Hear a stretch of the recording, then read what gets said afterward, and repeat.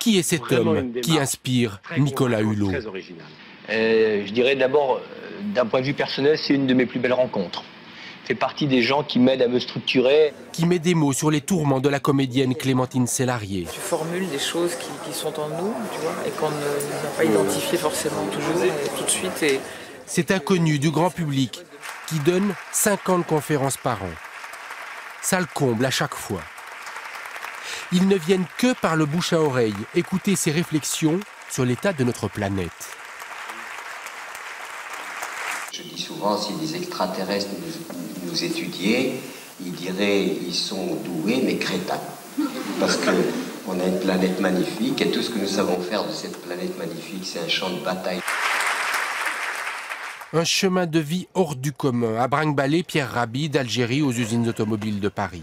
En 1961, dans l'incrédulité générale, il fuit la capitale et s'installe dans une ferme au cœur de l'Ardèche. On rencontrait les paysans qui nous disaient « Qu'est-ce que vous venez foutre ici? Il n'y a pas de vie ici, il faut retourner en ville. » Il s'accroche, épouse Michel, parisienne elle aussi, élève sa famille, longtemps sans eau courante, sans électricité, subjugué par la beauté du lieu.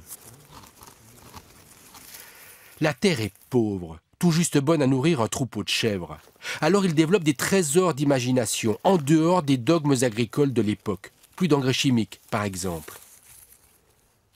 Ce fumier des animaux, on l'a composté et c'est comme ça qu'on a commencé à créer les premiers engrais organiques vivants que l'on a mis dans notre terre.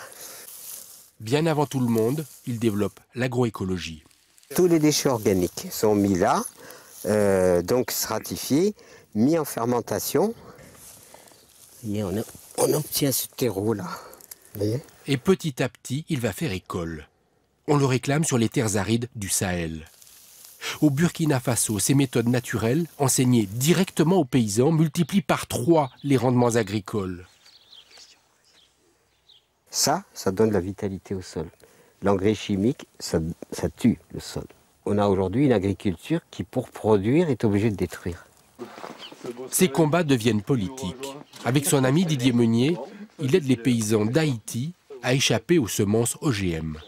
Didier, c'est bien, tu nous parles de semences reproductibles, de semences libres, mais où est-ce qu'on trouve les souches? L'humanité est entièrement menacée par la cupidité des gagneurs d'argent. Et à travers une dizaine de livres, Pierre Rabhi raconte comment il est devenu militant de la décroissance. Faire comprendre que la croissance est le problème, c'est pas la solution.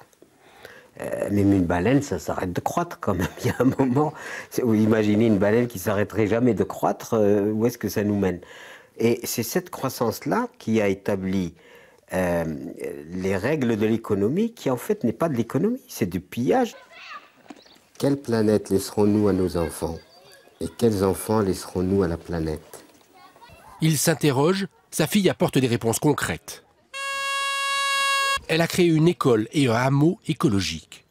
Méthode éducative nouvelle, maison en terre et en bois, isolée avec de la paille, uniquement des matériaux locaux. D'autres projets encore portent ces idées. L'utopie de Pierre Rabhi est en marche.